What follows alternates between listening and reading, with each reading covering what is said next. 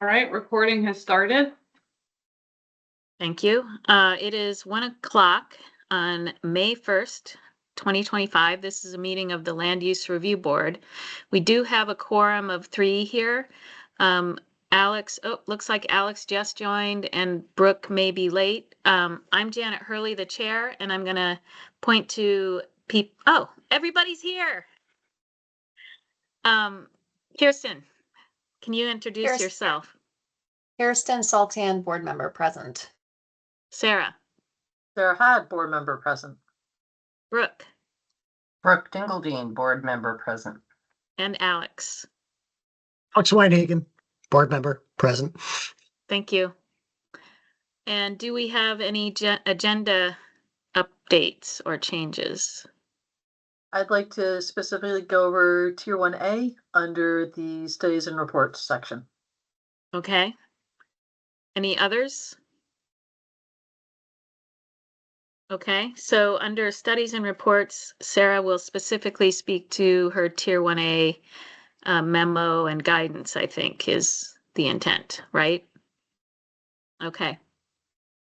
And do we have any public that would like to speak to anything that is not on the agenda at this point? I see Thomas is present. Any general comments, Thomas? Not now. I'll have some comments during some of the discussion items, perhaps. Okay, thank you. And so we're moving right along to Wood Products Manufacturers Study Update from Kirsten. So I'll preface this with a mention that Pete and Brooke were at the stakeholder group meeting that was held on the 24th. And I'm just also recognizing that I had sent out, shared with the board some information that had been made available to that stakeholder group prior to the meeting, but I believe that we haven't sort of gone over it. So what I'd like to do, if you like, is give you an overview of that information, tell you what happened at the stakeholder group meeting, and just kind of where we are in general with the work. Sounds great. So I guess would you like me to share my screen a little bit? Sure. Okay. So this is part of what's been posted. This is just reminding everyone, the somewhat large group of people who've been gathered, a number of whom had been identified by Forest and Parks as our advisor on this study work, and all of those people and entities were included, cast a pretty big net from my perspective, and we had solid participation. So all of the organizations that were invited have confirmed participation. There was Trey Martin from VHCB, from that division of VHCB, wasn't able to attend the meeting, but I think everyone else was. So it was a good group. I'll stop sharing that for a moment. So the study, as you will remember, there was sort of 3 parts. There was the survey, the general survey, sector-specific survey, interviews, and file review in terms of like background information and methodology. And some of that remained incomplete leading into the stakeholder group meeting. We didn't have the benefit of the sector-specific survey or interviews because FPR had sent out the invitations, but there wasn't participation. So, and further, in one of the planning meetings, it was made known that there was a concern from FPR and from the representative from the Vermont Forest Products Association about the lack of actual wood products manufacturers who would be at the table during the meeting. So that candidly caught me by surprise, because I was thinking, well, we've, invited all the recommended folks, but, and one has this lobbyist, but they were feeling like they weren't being sufficiently directly engaged. So I did, before the meeting on the 24th, I sent out a message to all those entities with the list of wood products manufacturers who'd gone through Act 250 in the last 8 years saying, hi, do you know these folks? Do you have a relationship with them? Please reach out. Please, encourage them to engage and be prepared to bring their information forward at the upcoming meeting on the 24th. Didn't really get a lot of response to that. And I will also mention, in terms of like this engaging the sector kind of component, after the meeting, it was decided to, and in consultation with one of their representatives, to do an additional, more like different strategy to directly engage them. And so we have gone back a little more than 10 years to 2014, taken the list of more than 20 businesses, split them into two. FPR identified the ones that they wanted to dialogue with directly. And we have set up 2 Zoom type meetings, online meetings, Teams meetings, some of which I will be hosting and facilitating with whoever shows up. And the other half FPR will be undertaking. So we've sent out those invitations. Mine went out yesterday. I don't know if FPR's has gone out yet. They were planning to get it out yesterday or today. And my meeting with the sector is planned for next Tuesday. So I'm hoping to get some more kind of combination of feedback of the experiences with Act 250 and other permitting, but also, do you have some specific ideas or requests or suggestions that you would like to make known directly? So we're still working on that piece. At the meeting, and Brooke or Pete, feel free to jump in, but we started, we had an agenda, and it started with, Pete gave a legislative overview. Oliver Pearson, the forestry director, gave some additional background information about prior studies. And then the forest economist, Catherine Servideo from FPR, walked everyone through the survey results that had been provided. That's one of the documents on our webpage. And then I walked everyone through and gave an overview of the file review information that is also one of the documents on the webpage. And we were really inviting people to add to that information if they had other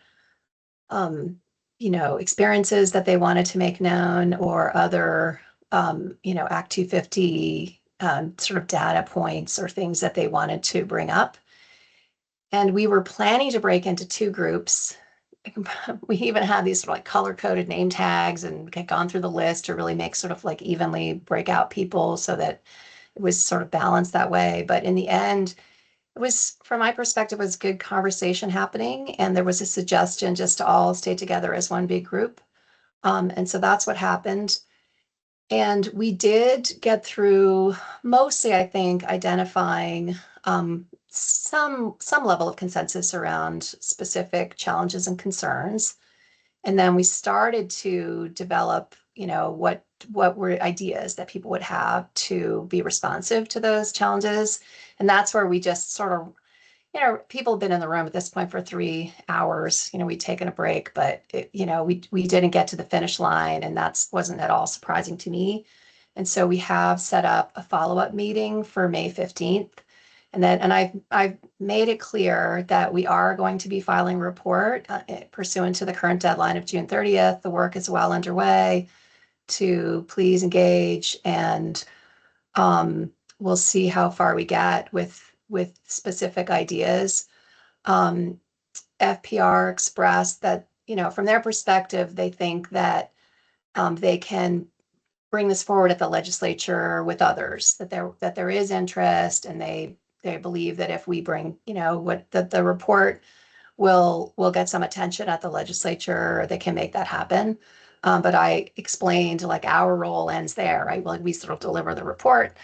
And I think it's understood that obviously the board, has its role in this, and that we are going to have this other layer of public meeting and public comment opportunity.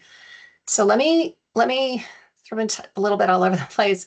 I'll give you the sort of file review highlights.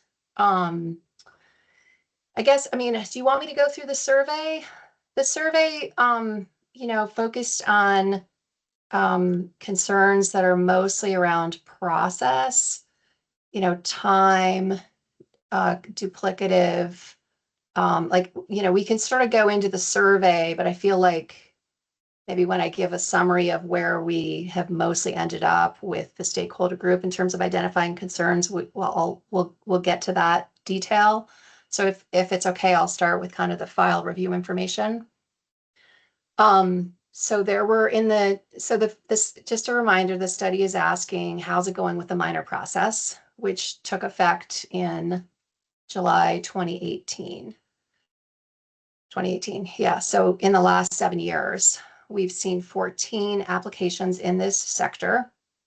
1 was abandoned.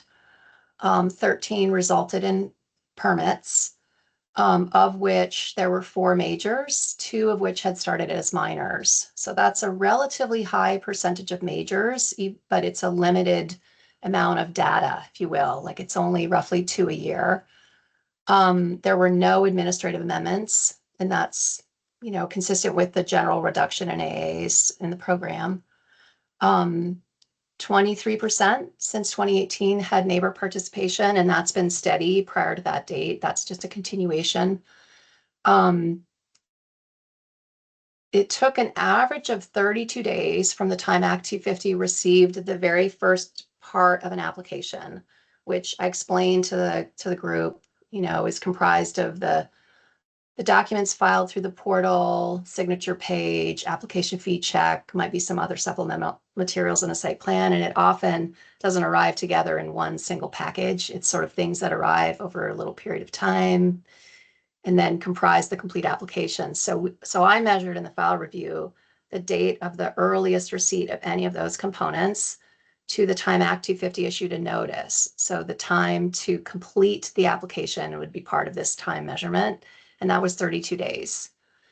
And then again, measuring from the time Act 250 receives the first component of an application to the time a permit decision was issued was 126 days average.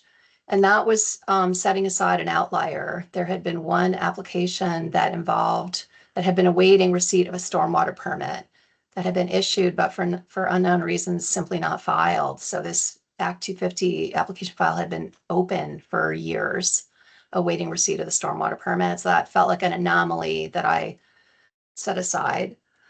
This was an interesting fact or feature for me, was that I looked at how many of these files or Act 250 permit decisions were awaiting receipt of a different ancillary state agency permit. And 6 of them, so almost half, were, basically the commission had everything it needed to enable it to issue the permit decision, but was awaiting, in all cases, it was A&R permits, and that was averaging 99 days.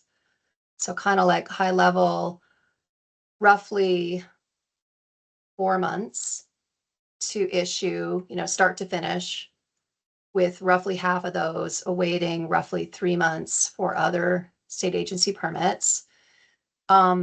The specific permits that Act 250 was waiting for this sector since 2018 were 2 air permits, 3 MSGP permits, 2 stormwater discharge permits, and 2 stormwater CGP permits.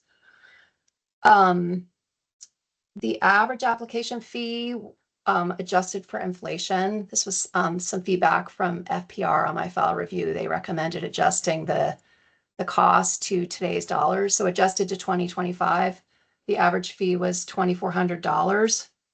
And that's omitting an outlier. There was one really fairly large fee for the Rygate pellet plant that was $121,000. So if one includes the one sort of anomaly fee, it's more like $11,000. Kirsten, Oh, go ahead. can you go back to, you used a few acronyms for permits. Can you just explain what they are to those who may be listening? Oh, okay. So the air permit is an air pollution control permit issued from, I think it's called the Climate Division of the Agency of Natural Resources. The MSGP permit is a multi-sector general permit. It's a type of federal, as I understand it, federally mandated and NPDES Town Point Discharge Elimination System, I think that stands for, permit that pertains to industrial sites that fall under a particular, what's called SIC code, Standard Industrial Classification. And it has to do with like non-point sources of potential contamination. I'm not using all the right words, but so one prepares what's called a SWPP, SWPPP, which is a stormwater pollution prevention plan. And it might involve things like maintaining stormwater treatment swales, things of that nature. If one, requires MSGP coverage, which is a general permit for which these industrial site owners can apply for that required coverage under those standard set of conditions. And then the other two were stormwater discharge, which is an operational stormwater permit to treat runoff from hard surfaces. And that's also available in either general or an individual permit. And I'm not remembering if these particular ones were big enough that they were stormwater individual permits, but I think they were general. And then similarly, there was stormwater CGP, which is a construction general permit for earth disturbance and erosion prevention and sediment control. So it's another type of stormwater permit that's a temporary permit that's in effect during the construction phase of the project. Thank you. Yeah, so I had, prior to the meeting, and this isn't actually directly within the material that's on our webpage, but I had done some supplemental file review to myself, just anticipating what kind of questions might come up, better understand where these Act 250 projects had occurred. And I studied the locations and determined that, with one exception, they were all located well away from towns or village centers. So they tended to be in more rural type settings or mixed use. One of them was in an industrial park, but they weren't in town centers, the exception being Hyde Park. And I also looked at for the identified permits going back to 2004, where those were with respect to towns. Were they in towns that had zoning and subdivision, or were they not in towns that had zoning and subdivision? And what I found is that so statewide, 46% of the towns are 1 acre towns statewide, according to our current list. And for this sector, 59% of the projects going back to 2004 fall in 1 acre towns without both zoning and subdivision. So it's a little bit higher rate of being located in towns without zoning and subdivision. And in terms of the specific types of permits, since 2018, 6 were sawmills, 4 were for firewood processing or kiln drying firewood. And one of them was chips and pellets, and 2 of them were other. And I actually think the chips and pellets, there was one additional one that I identified. So if you look at, we had these 2 file reviews land, shortly before the meeting. One was completed by FPR, one was completed by me. It's not a perfect alignment of all of the numbering, in part because I extended the date to the present date for my file review. And that captured 2 more recent applications and permits than had been captured by FPR. So there's a big pellet plant in Rygate that went through Act 250, and there was also a small sawmill in Newport. So the numbers So aren't. does that make 16 total for your supplemental? No, it makes 14. Okay, so the 14 Yeah. was both. Okay. Yes, 14 applications. So, and it just sort of anecdotally, the ones that went to hearing that were the majors or the minor that became majors, those 4, none of them were the sawmills. 2 of them were firewood. 1 was a bark mulch facility, and 1 was the pellet mill. In terms of participants, 4 of them had participation from ANR, and these are the ones that went to the hearing. So looking a little bit more specifically at those 4 major applications, what were the issues? 4 of them had ANR participation, 3 of them had neighbor participation, 2 of them had participation from the Agency of Agriculture, 1 from DHP, the Vermont Division for Historic Preservation, 2 town participation, 1 AOT, and 1 the RPC, Agency of Transportation, and the Regional Planning Commission. So there was solid agency participation and neighbor participation. Of the total of the 13 that had advanced to a permit, 11 of them, 85, had some form of formal participation from at least one state agency. None of them had coordinated state agency review. So this was something I had noticed in the review of the pre-2018 files. There were 2 instances where ANR had provided a coordinated review and filed comments on its behalf and or on behalf of a different state agency, in this case AOT. And since 2018, none had that coordinated state agency review feature. The specific criteria that were in play were criterion 1, air pollution, 1B, stormwater, 1D, floodways, 4, soil erosion, 5, traffic, 8, aesthetics, 9K, public investments, 10 with respect to the local plan, and criterion 1 and 8 with respect to noise, and 9B, soils. The 9B soils took advantage of the new 1-to-1 mitigation ratio that's now available.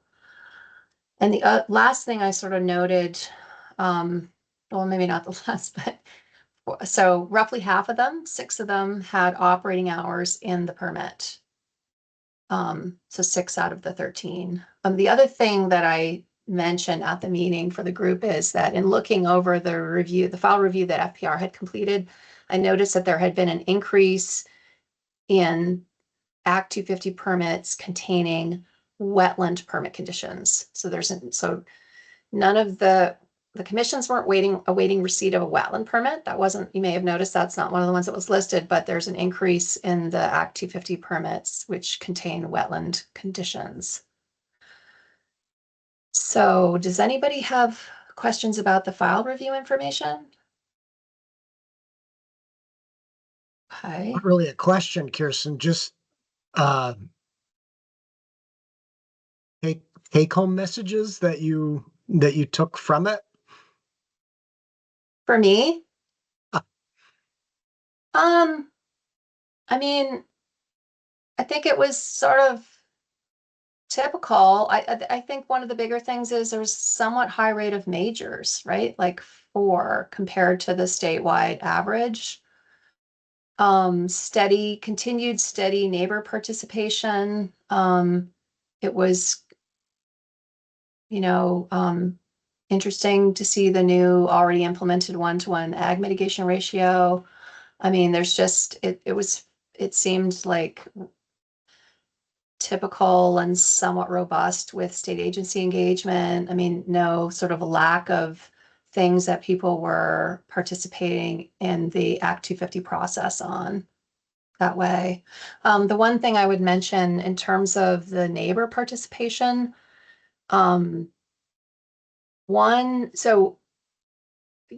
noise, dust, traffic kind of concerns, operational kind of concerns would be,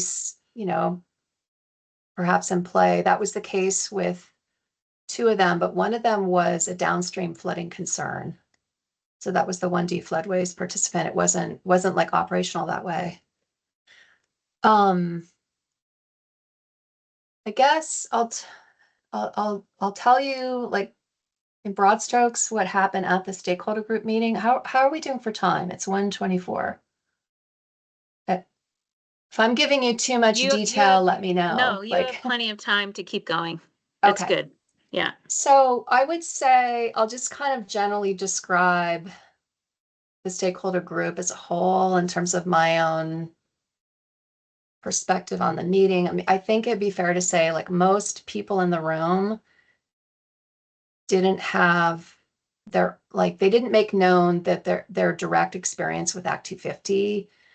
There were people who, the consultant, there was a couple consultants, like there were people who had direct experience, or like the local zoning official, they had some direct experience doing application review in one role or another, but a lot of the people seemed more kind of like higher level, or not, maybe high level isn't quite the right word, but not themselves directly having been involved. So it was a little hard to get people to bring forward more granular, specific, targeted, like this is the thing that I would like you to improve, because they don't directly, like sort of maybe don't know enough directly about it to be able to articulate that. But we're still early in the sort of idea defining phase of the study. So I'm still, we got some of that, and I'll go through what we got. But I think I'm hoping that there's sort of more. And I do think it was really good to have the opportunity to help people in the room understand how Act 250 works, and to see, all that information and gain that better understanding. And people had questions, and became a little apparent that some of them were more sort of, I don't know, you might call kind of entry level questions. So like I said, FPR presented the survey results. I went through the data. It was noted, a participant wanted to make it known that like some of these wood products manufacturers, like sawmills, they're in locations that historically in of themselves, like they're near a river. So that historic location can in of itself present added challenges. We went through the concerns in the survey to try to, compare that with the file review information to see where they might align. And it was a little challenging. Like we sort of didn't get that to the finish line. I asked the group explicitly if it was felt that in terms of one of the lead concerns being time, just how long it takes. I asked the group, well, in looking at the Act 250 file data in terms of how long it takes start to finish, when you're on file with Act 250, what happens there? Is that time problematic? And the feedback I got from at least some of the participants was like, no, that in of itself was seen as, like not, I don't know, Brooke, do you remember how exactly it was said? But it was sort of not that bad. Like it kind of, it seemed that wasn't where people were having frustration with timelines. It was what's happening outside of that box, like maybe the time that it takes to arrive at the Act 250 starting gate. And one participant wanted to know if one might gauge what that timeline looks like by looking at the date of issuance of JOs. And I questioned sort of the kind of like reliability of using that kind of information, because I feel like the timing of JOs can sort of be all over the place. So I'll probably look that up for the benefit of the person who was interested to look at that, but I'm not sure of their real usefulness. So in terms of the specific challenges and concerns that we sort of honed in on, it's time. It's how long it takes. Again, going beyond sort of Act 2, like just sum total. It's that cumulative scope and sort of reasonableness. Sometimes it's a lot of, it feels like a lot of process for maybe in some cases a smaller project. And with that, the completeness requirements, like just again, that sort of overall scope. Consistency and predictability was brought up as a concern. Duplicative, redundant, and overlapping permits. So it's this, you know, ANR looks at these things, Act 250 looks at it too. And we got into some discussion about timing that I can explain a little bit. The overall complexity and a desire for more clarity, like that it's felt and this isn't all like, this is just where people are reporting their like frustration, what were the main areas where they think this should, could be better. Cost wasn't a big factor in terms of like the Act 250. But it was mentioned that, that it can go beyond obviously the application filing fee and get into costs one might incur to hire an engineer or consultant when needed. And it was kind of underscored that, the project development from the applicant's perspective starts at funding, like when they, initiate planning the project. And that may happen, well in advance of submitting an Act 250 application. So here's where I'll just get into briefly going through some of the, again, this is still kind of like high level concepts and may not really be, it's sort of like, think of these are like some of the ingredients that are still being discussed. They're not even half baked because they may not really emerge from the group. So looking at the possibility of pre-authorized sites, and there's some interest in maybe could the state identify and plan for these areas and provide kind of like a turnkey operation. So this is just one, but several people have mentioned this, like, could we do this? And maybe this is something that the Land Use Review Board could do. Having something called, so in terms of the question is like, how's the minor process working? Like there's this default, if you're at or below this jurisdictional threshold for firewood and sawmills, you get this automatic minor process. How's that working? And from my perspective, it hasn't really done anything. Like it's kind of, I don't think it really had an effect. Like I don't think it would have or did make much difference in how Act 250 applications have been processed. Like I didn't identify any that should have been minors and weren't, or vice versa. So we have a somewhat high rate of majors. Janet? So does that mean that before this process was instituted in 2018, was it? That there were we didn't see an increase in the number of minors for this sector. Correct. For this Correct. sector. Correct. Huh. So what was the Yeah. change? Why was the change made? No, what was the change exactly? Oh, so the change, I can show you the statutory language if you want. It's for firewood processing and sawmills that are at or below a certain volume of cords of firewood or board feet of lumber. If you're at or below that threshold, the commission is required to process them as a minor. The interpretation of the statute is that you can still be a major application. So one of my go ahead. So before that change, were none of them minors? I don't understand how. No, before that change, we still had a combination of AAs and minors and majors. And Okay. that's why, like, candidly, So- from my perspective, it didn't. So it seems that the trigger wasn't lowered enough. Or the trigger wasn't hired enough Well, I think. to present any relief.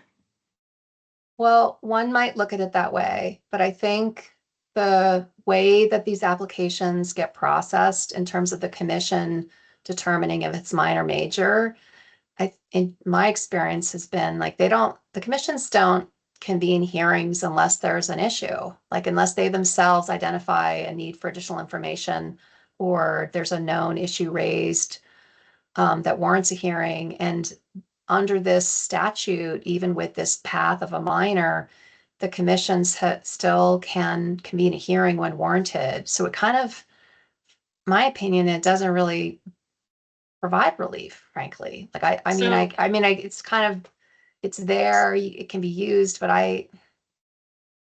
So your interpretation of the numbers is because we had higher percentage of these types of applications that ended up being majors, two that got sent to major from the minor category. I mean, it's limited data, right? There's only Right. 13. We had 2 Right. minors that became majors, and there were 2 Right. that were majors right out of the gate. Right, but what Yeah. I'm trying to understand is, you know, this was an obvious change in the trigger as to Yeah. what got defined as a minor, and maybe that change in the trigger wasn't a big enough change to have an effect. Well, it could So- be, I will tell you from my perspective, I couldn't even discern the information about the trigger from all the files. We were not, in all cases, like collecting this information. And this brings me to another one of my takeaways is, I think that we can do a better job with like a FAQ sheet or some way of making sure that these applicants know for like about this particular minor path, for instance, but also there's a provision for early morning deliveries. One can make a case for flexible operating hours to support those needed deliveries. And also the one-to-one ag mitigation ratio. So there's some special features of the statute that are specific to this sector, and it's also defined what constitutes a wood products manufacturer. And from my perspective, I think it'd be good to just spell that all out better. And I'm thinking, and I've talked to Pete a little bit about, and feel free to jump in, but I think we could have like, so one of the suggestions that I'll get to in a moment is, well, couldn't there be, a sector specific application, like a custom application for this group? And we get asked that for different types of projects, like, how, gee, a lot of these questions don't seem to pertain, and can we pare it down to something that's more targeted for my industry? I did bring that concept back to the coordinator group, and I haven't had a chance to catch up with Pete or others, but the initial feedback was, it's just doing a lot of the programming to create all these individualized custom applications can be, I think, costly and just kind of administratively more challenging to create numbers of them. But we should continue that conversation internally. But I was thinking at a minimum, do like an FAQ, kind of like what, if you're a wood products manufacturer coming to Act 250, here's what you might want to know right up front about how to approach some of these questions. And it's not that staff aren't trained in these areas to provide that information, but it can be a lot, and it's helpful to have it all spelled out. So pre-authorizing sites, thought that was kind of interesting idea. Someone said, how about could you have like a minor plus based on some standard conditions? I don't really know exactly what was meant by that.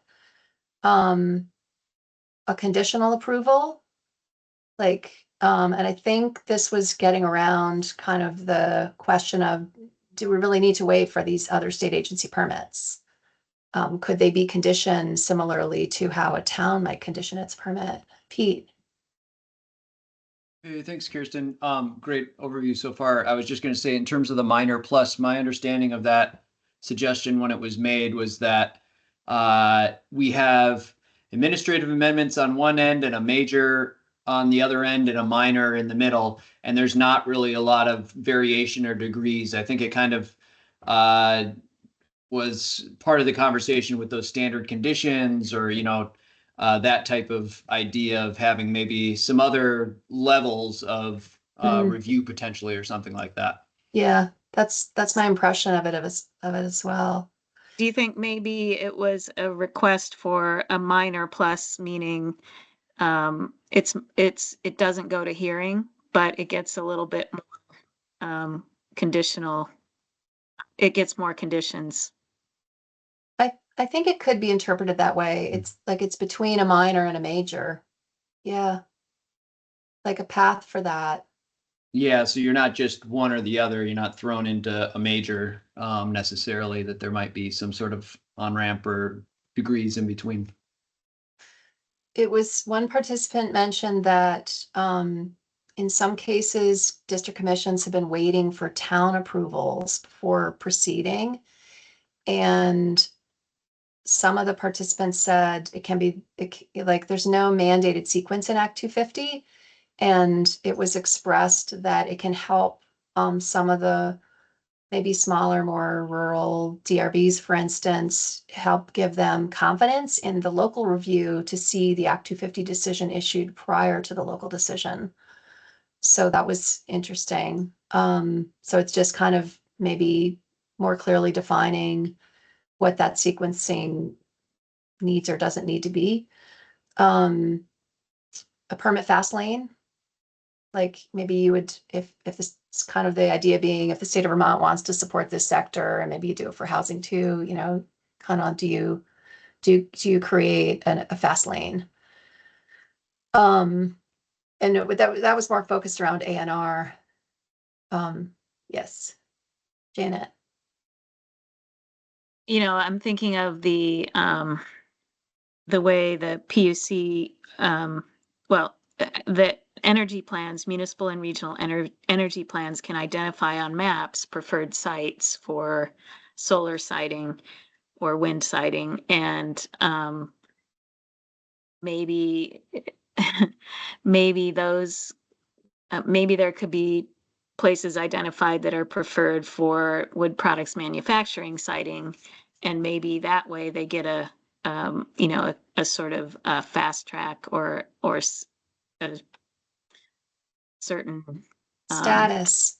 Yeah. I was wondering the same thing about if you're in the enterprise zone, does that confer some kind of other, like I would just something I keep thinking about. Yeah, it doesn't right now for us, but yeah, something but I might guess. it? Pete, maybe you can jump in here. Pete was kind of our scribe Maddie took these great notes, and those have been circulated in draft format, and I'll post them after a time. So you can see all those sort of Scribner notes that Maddie took. But in addition, Pete scribed onto a large giant sheet of paper.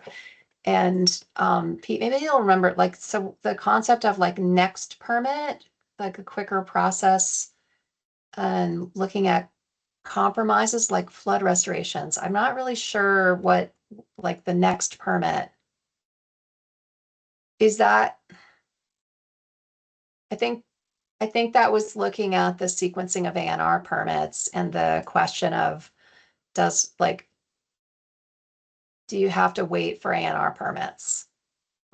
Just kind of higher level conversation around what the sequence is, and are there opportunities to make things quicker start to finish based on that sequencing?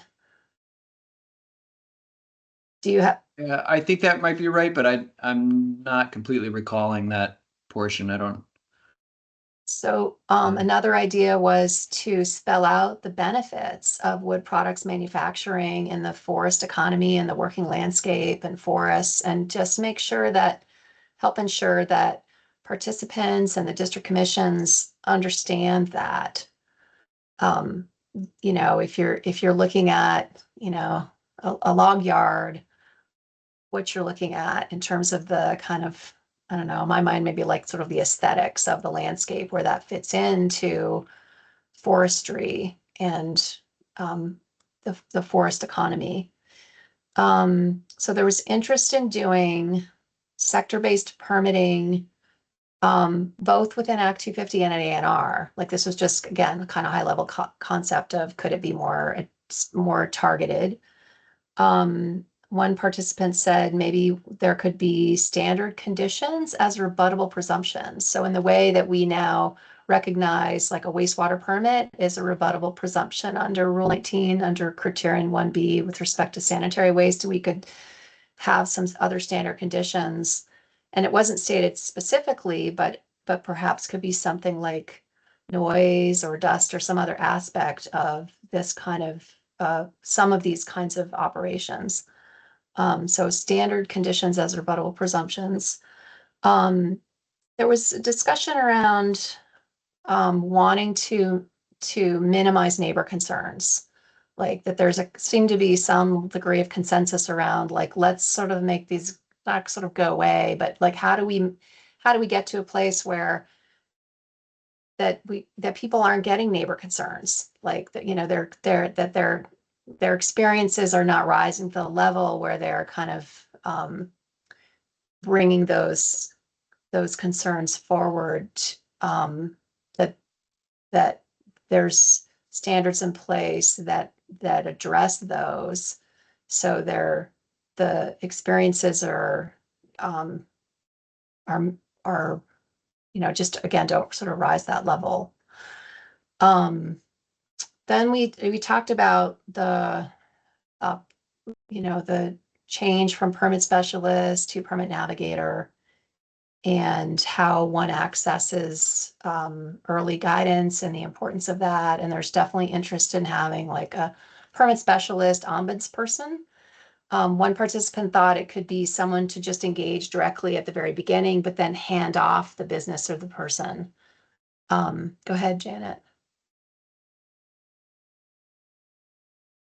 Sorry, time got away from me and we are a minute over, so. Oh, okay. But that's, I don't want to. I'm almost at the end if you want me to wrap. I just wanted to check in. So Oh, go okay. ahead. Do you want me So. to quickly finish up where we are with Yeah. ideas? Okay, Yeah. so just quickly, Yeah. 3 more. That a permit specialist ombudsperson, given the challenge of funding state positions, could be someone contracted. Like there could be someone sort of on retainer who's an expert who can jump in and help. Yeah, I guess we already talked about the FAQs, sort of concept of standardizing, maybe looking at making sure that sector specific information is available. And then there was a mention about maybe looking at master planning, which I haven't followed up on yet to fully understand, but I think it goes to what you were just talking about, happens with the PUC and the preferred sites. So I will continue to keep you updated. Are there any, and I'm starting to work on writing the report because we're, if we're on this timeline and time is of the essence here. So.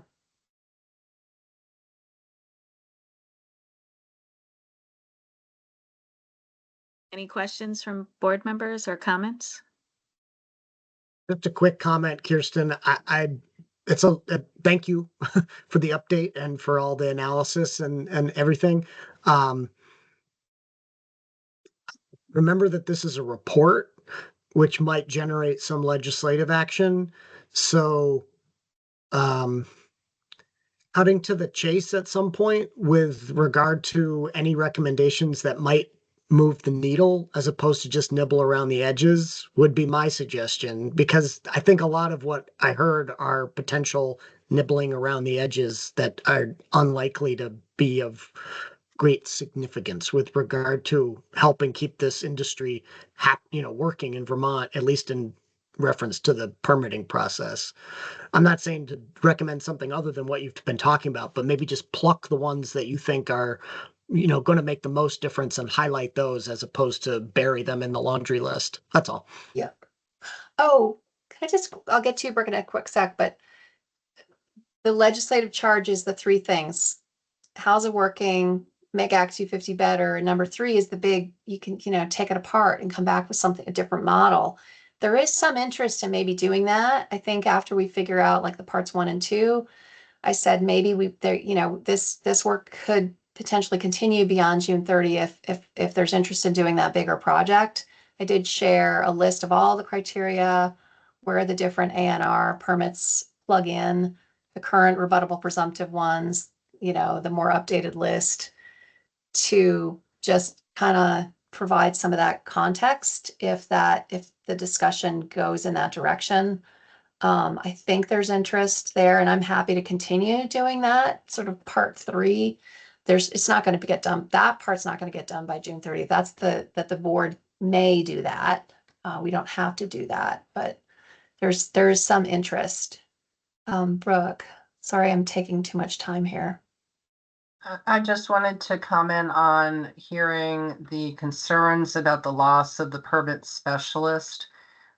We heard from consultants and zoning administrator what a loss that has been for folks who are not highly sophisticated or don't have a paid consultant to necessarily help them.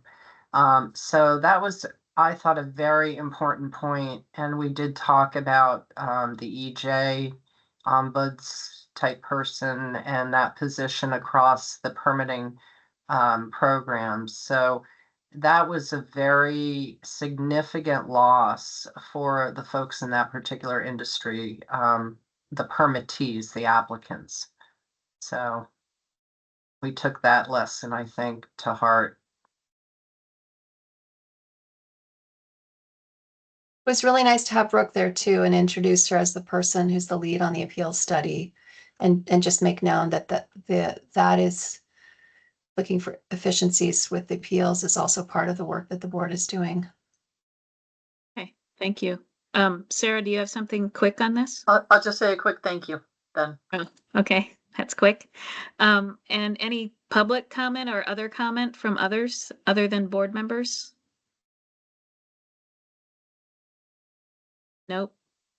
Okay, so we will move on to studies and reports. And Sarah, I'm going to let you take that with the Tier 1A memo. All right, I will run through it quickly. I have two versions that I could go through. I have the one that's on the website, which is the cleaned up one, and the marked up one. I would share the markup on screen. Okay. I think that will be I'm most happy to do that. facilitate our conversation, Great. or best facilitate. Let me. I have too many things open. Hang on. Let me go in. That and maybe I can share window. All right. Can everybody see my marked up version? Yes. So I tried to do, for the sake of efficiency, is the previous memo I went through and I just made the specific changes that were gone over with the board at the last time we discussed this on the 21st. I do need to go through this and clean up. Some of you caught that there are things I'll just highlight here about the April 21st meeting. Well, nope, we're now on the May 1st meeting, but again, I tried to limit this to just specifically what I heard from the board at the last meeting on the 21st. The first thing I heard was under C, municipality has adopted flood hazard and river corridor bylaws, was to be very explicit at an or, which was done. The next issue was under the Tier 1A with adjacency to National Register Historic Districts. We're getting rid of the word abutting and we're just going to go with what is in statute in terms of adjacent. And we're also adding in, there was a discussion amongst the board about a narrative noting historic cultural resources in or adjacent to the Tier 1 area. So not just sort of checking the box and presenting A through D here below, but also asking the applicant for a narrative on the different resources in general. The next change was under G, which was the RTEs, rare, threatened, endangered species in the significant communities. And what was added here under 2 was clarifying, saying municipal bylaws and or regulations for the Tier 1A and adjacent areas. So it doesn't necessarily need to be for the whole community, the municipality. It can be specific to the proposed Tier 1A areas and the immediate adjacent areas. And then under B, I had a follow-up with A&R. They still might have some last minute wordsmithing at some point. But I think where there was concern with the board about the can be reasonably suspected. I changed that to predicted. That's basically the same thing as we are predicting here based upon a known analysis. So predicted or otherwise known to occur within a project vicinity. I think there was also some concern about the board in terms of what happens if you run into a rare, threatened, endangered species that you didn't know about. You move forward the project and you run into one. Then I think you go back to A, which is you still have to ensure that there's no undue adverse impact. So that should cover even those areas where you don't know, you proceed in good faith and you run into something. I think that was it for the changes since the last time. I'm going to stop sharing for now so I can see faces to take questions. Janet. Can you go back to sharing though on the rare, endangered, threatened? Rare, Yep. threatened, and endangered, RTE.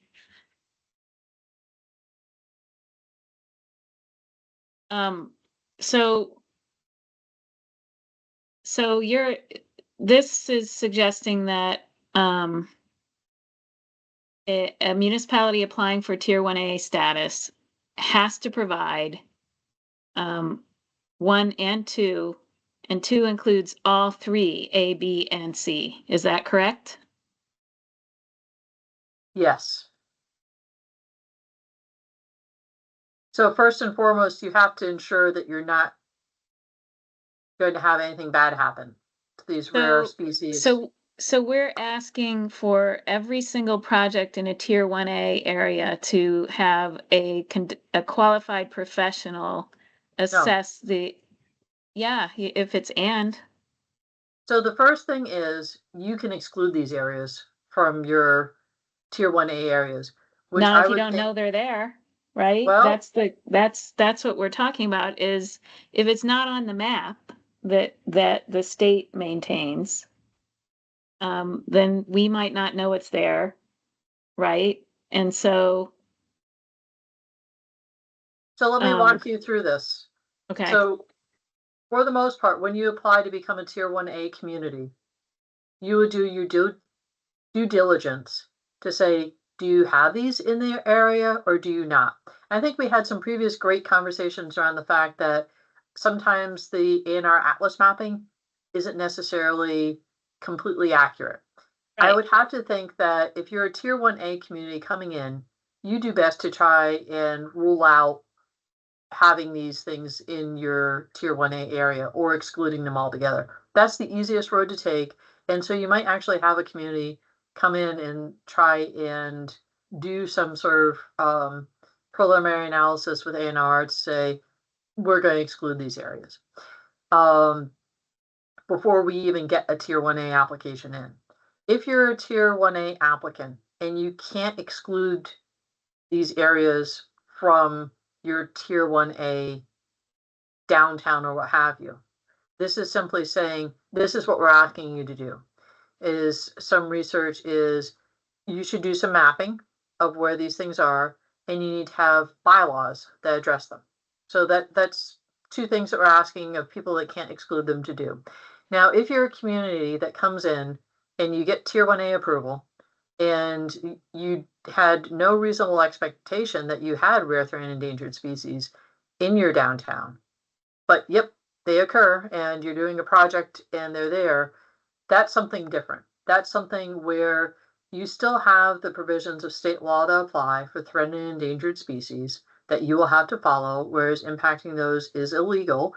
And like any project in any of the rest of the state of Vermont, you will have to work with Fish and Wildlife about how your project moves forward. Does that make sense? I mean, I just don't think that, the A&R map that most people will rely on is just not, it's not a reliable indicator of whether you have rare, threatened, and endangered species in a broad area.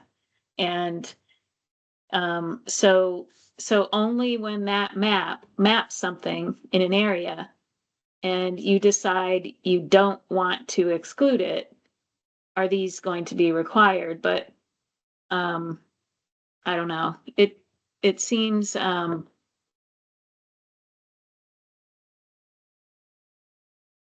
I'll think about it more, but I understand what you're saying, and I think the problem, I understand the problem too, is that the mapping that the state has isn't as accurate as we all would like it to be. But I think when we're talking with these broad brushes, we have to be accepting of, we are working with what we've been given to the best of our ability. And I think the other sort of solace that I found in recognizing these areas that are not always accurate is when you have a Tier 1A application come in, we are going to be notifying the Agency of Natural Resources, and through that, the Fish and Wildlife folks, and providing them comments. So we are still asking for the involvement in approving these Tier 1A areas. And I would hope that in those sort of extenuating circumstances, that they would be willing to participate and provide comment. So I'm gonna move. And can I just make one more point though, is that oftentimes what is mapped on that A&R Natural Resources Atlas is you can I mean, I already said this in the last meeting, but a municipality can go and speak with the natural heritage folks and find out that, yeah, we buffered the entire river, but that's the center of town. There's no way that turtle's going to be there. So I think that the guidelines should allow for an indication from the municipality that they've checked. And even though it's on the map, it's not relevant to this area, and so won't need to be excluded. I think that's really number one. Is so there, I think so this is a preliminary memo that's meant to set the tone for a direction to go in. The devil's going to be the details and how it's applied, but I think what is intended is in between the paragraph for G and number 2 is allowing for a community to get to that point, is before they come in, have that conversation with Natural Heritage, Fish and Wildlife, and come to some sort of consensus where these things might be mapped from 1991 on the Atlas in a general blob, and they're not accurate. And so in which case, you know what, the majority of this is not going to be applicable, except for if they run into something that was not anticipated. So that's going to be sort of on a case-by-case basis, I think, with Fish and Wildlife. If I may, Brooke? So I'm concerned about the language in B, where we say natural communities are predicted or otherwise known to occur in the project vicinity. That's as unbright line as you can get. That does not define how we would otherwise know something. And I mean, when you look at these things in permitting today, you know, the overlay on the A&R Atlas is often used as a starting point, and then the project engineer will do a further, you know, assessment on the property and say there aren't any RTEs or, you know, what have you. So could we just leave B at that it requires project-specific natural resource inventories and assessments to be conducted by the professional? Period? So- Or when occurrences are known or otherwise, since we don't have confidence in the mapping that exists today? So this was language that was influenced by Fish and Wildlife's request.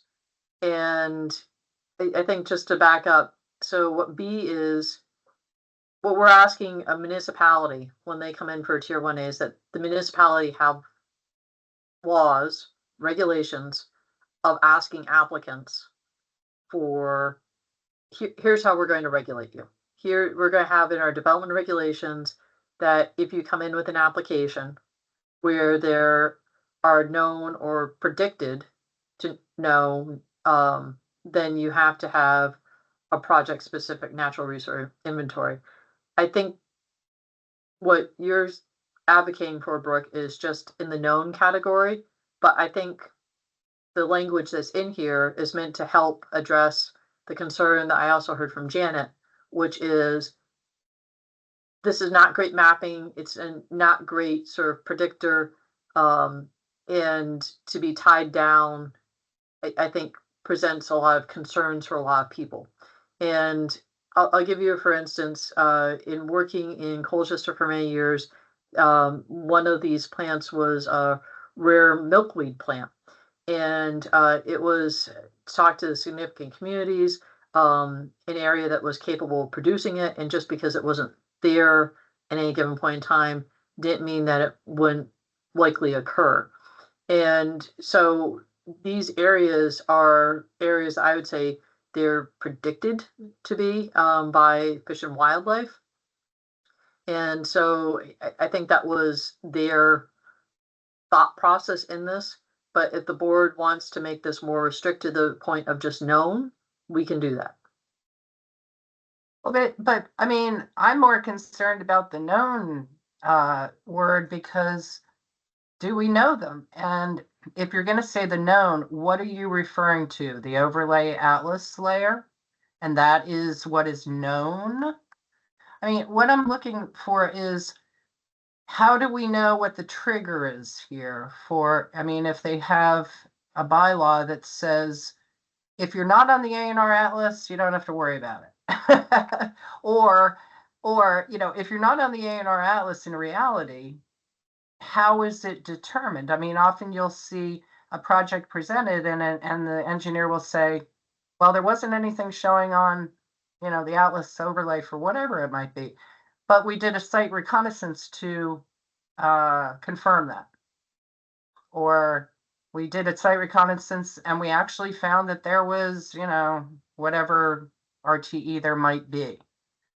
So I'm just trying to understand, what is it that you're relying on when you're saying that these natural communities are predicted or otherwise known? That sounds so open-ended. It's not defining the source of the information you're relying upon. So that gets to the qualified professional. And so I'm going to dive into, I think, a little bit of Act 250 process as I understand it now, and Kirsten, feel free to jump in. But if you're an applicant applying for an Act 250 application, and let's use Janet's example of you're in an area that was mapped as having possible a rare threat endangered turtle, you might go to Fish and Wildlife and have a conversation with them, and they might actually send somebody out to the site at the appropriate time of year to make a determination of if that's a significant community or if that protected resource exists or is likely to exist on that property. This is something that can take a while because some of these are specific to times of year, as well as staffing is not adequate to facilitate that happening in a very timely fashion. I think the hope is, with whittling this down, I would have to think that there are very few communities that are going to come in and ask for Tier 1A and say, look, we just couldn't exclude this area. I think that's the first option, which a lot of communities are going to want to avail themselves of and do the research to hopefully exclude the areas or clarify maps.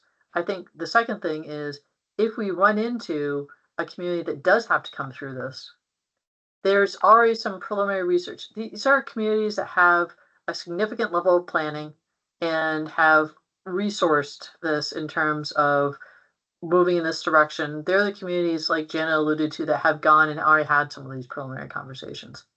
And then the third thing is, this is saying to a municipality, here's what you need to put in your regulations, is when you have an applicant coming in, they need to do a bit of what an Act 250 applicant would do in any other place, and go and have a conversation with Fish and Wildlife, hire a professional, and say, yeah, your area was shown on the atlas as being our area that we couldn't exclude from the Tier 1A area.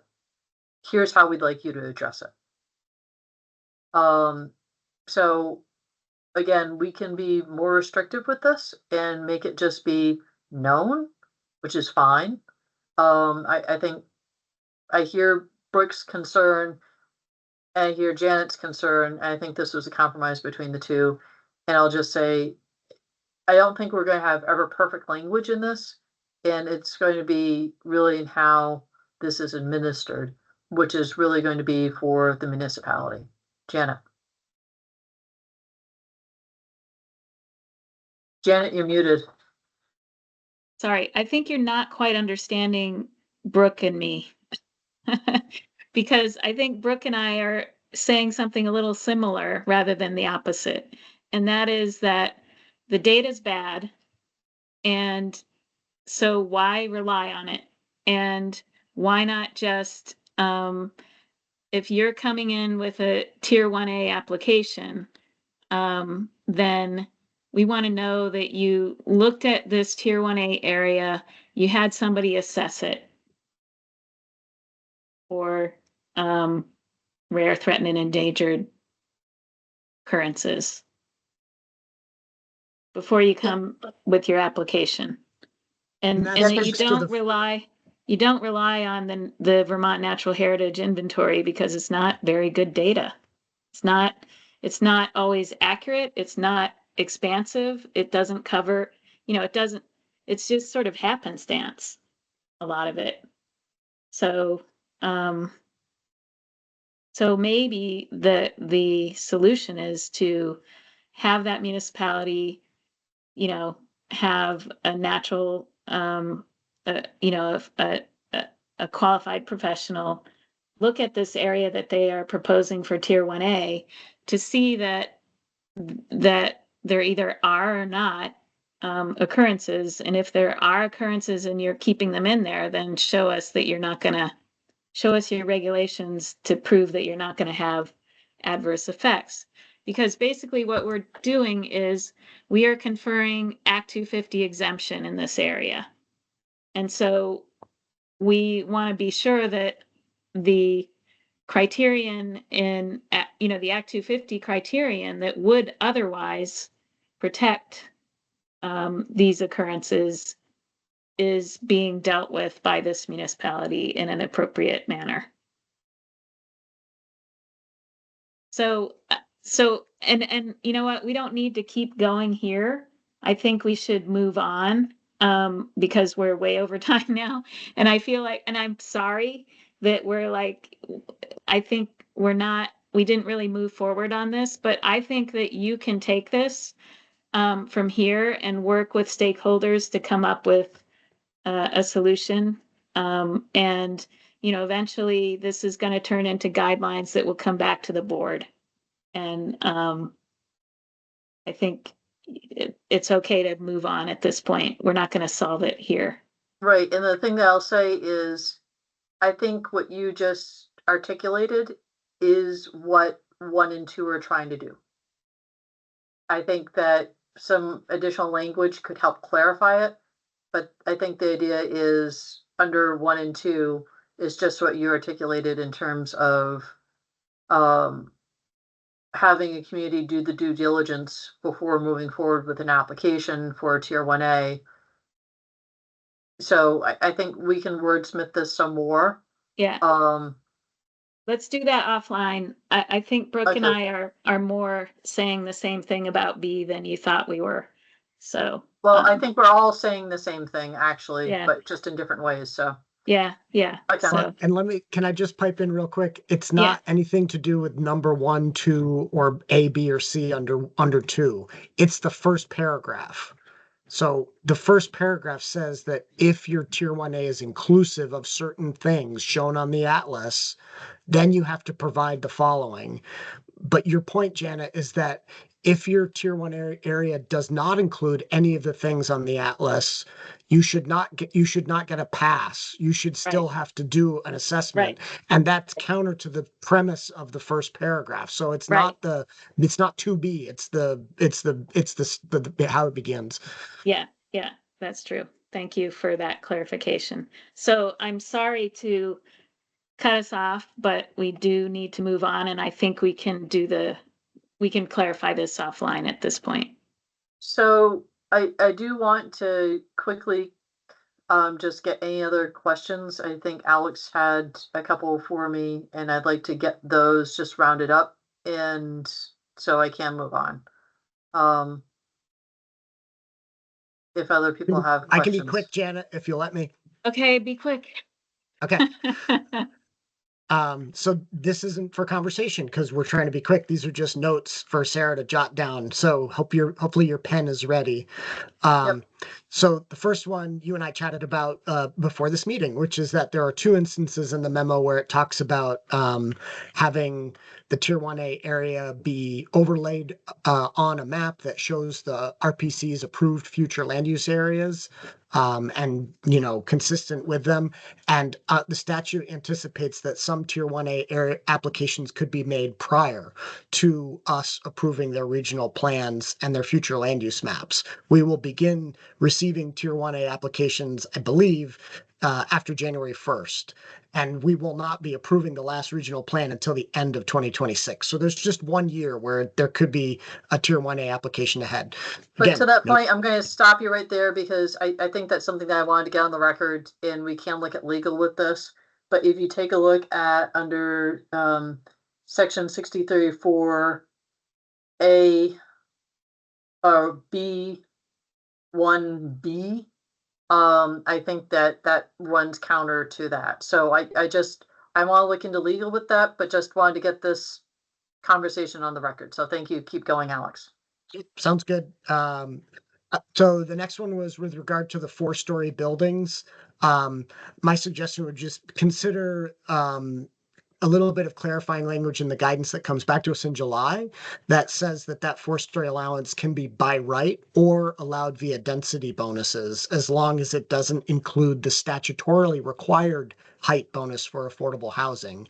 And Sarah, you know what I mean, I think, by that. I hope you do. If not, we can talk offline. There may be others who don't, and that's okay. We can get into it later. I didn't get that. Could you try again? Another one is Siri often does that to me with density and story requirements. Continue. Isn't that fun? So under F, where it talks about the character of adjacent National Register historic districts, so on and so forth. Letter C says a municipality has adopted a design review district in accordance with blah, blah, blah that protects and enhances. I think there are a fair number of municipalities that have other comparable land use regulation design standards that do that are not technically a design review district under that section of the statute. So just adding some language that say, or other comparable land use regulation design standards, I think would be good. This one we definitely don't want to talk about, but I'm happy to chat offline. We've talked about F a fair amount, but I will just remind us all that what F says is that Tier 1A area is compatible with the character of adjacent historic districts and such. And to me, compatible doesn't necessarily mean that historic preservation is writ large into your code. So that's a philosophical point. I just wanted to raise it and move on. Let's see. G, which we had talked about with the earlier. Number 2 says municipal bylaws and regulations for the Tier 1A and adjacent areas. And I just forgot why adjacent went in when the statute says that the municipality has identified the plan and maintenance of those areas in the Tier 1A area. So we can chat more offline, but I'm wondering if that's correct. And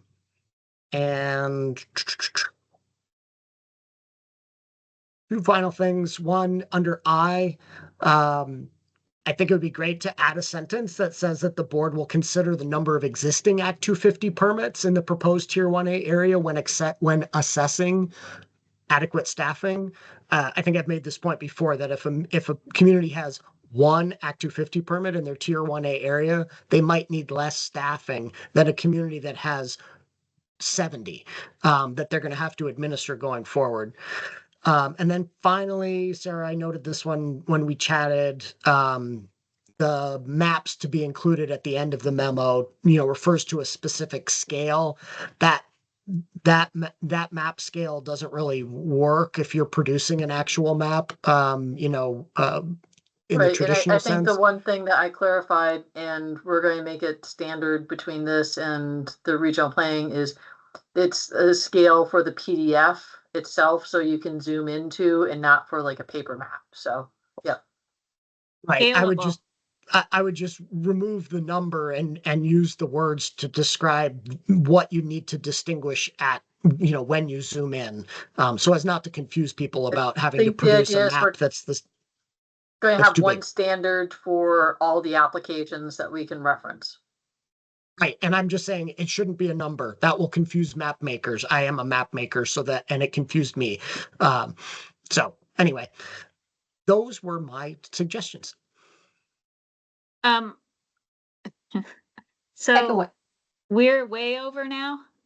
Kirsten, do you have something that can wait until July or talk to Yeah, Sarah offline on? Yeah, Sarah and I talked about it. It's all good. Okay. Yeah. Okay, So I think my next steps, as I understand them, is I'd like to get this cleaned up with legal, and move forward. And as I said, this is something the board's going to come back and we're going to see. But there are some things that I think were best to try and get cleaned up more with legal now, rather than me continuing to whack at this. And I think that some of them, for instance, the design review that Alex mentioned about compatible, the idea is to make broad brushes. And it's been hard to keep this simple, but I will endeavor to continue to try and do that and make sure that we have broad brushes, yet we're hitting all the notes. So thank you all. Thank you, Sarah. Can I quickly ask the leadership team if there are imperative updates for operations, budget, or legislative matters for today that have to happen today? There was a point I thought I could get you back on schedule, but I can't make time go backwards, but I can be very brief. Okay. Pete, go ahead. Yeah, so operations wise, just to flag, the District 7 coordinator Kevin Anderson will start this next coming week. He was previously in the roving coordinator position. His start date is next week, so that's exciting. Legislative wise, S59 has been getting some traction in government operations. We testified this morning on that. Again, just looking for adjustments there that will balance the board's need for efficiency and collaboration with public process. Coming up tomorrow, actually, is the Senate Agriculture Committee has been very interested in some particulars on enforcement. We won't get into those in a public meeting or in that testimony, but we will give them some background on our enforcement process and how that works. And they are also considering, kind of in that realm, some language on events permits. I think I mentioned this previously. So we will probably touch on that, again, with the caveat that the board is not engaging in policy decision-making or discussions with the board, with the legislature at this time. And then lastly, I'll just say, in terms of the budget, we're moving in the right direction with the Senate's proposal with two positions for the board, district coordinator positions. We'll see where all that sugars out, but it's moving in the right direction. And the money for digital. And money for digital infrastructure, which will help with the implementation of Act 181, approving plans, etc. Okay. So I can leave it there unless there's any questions. Anything from you, Rachel? Nothing further to add. Thank you. Anything from, I think we're good then. So next on the agenda, we're only 5 minutes. Suddenly we're only 5 minutes behind instead of 20. Next on the agenda, discussion and possible action on appeals, enforcement, and attorney-client memoranda. Brooke?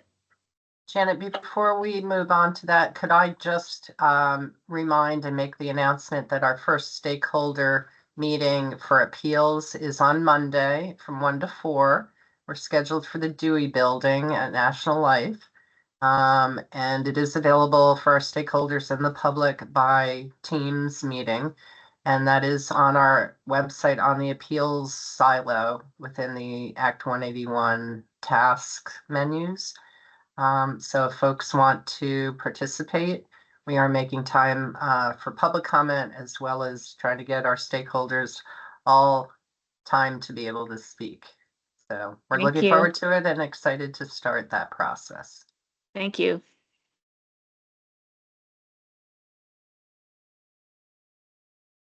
So, And I can make a motion if you would like. go ahead, Brooke. Yeah. Okay, I would make a motion that we go to executive session in order to discuss ongoing appeals, enforcement actions, and obtain legal advice from our legal staff, the premature public knowledge of which would prejudice the board. And can we specifically add to that the docket numbers and enforcement case numbers that we have warned on our agenda? If you could read them, I'm happy to amend Okay. my motion. I just don't have the Okay. agenda handy. Okay, they Second. are docket number 25-ENV-9, docket number 25-ENV-26, and enforcement case number 2024-40. So my motion is so amended to specify those matters. Thank you. Second. Thank you. Any discussion? Okay, all those in favor, please say aye. Aye. Aye. Sarah, I didn't catch one from you. Did you say aye? Yes. Okay, Aye. so that's unanimous. So we will be going into executive session and we will come back out with any decisions and then move to adjourn. So thank you. We'll be back.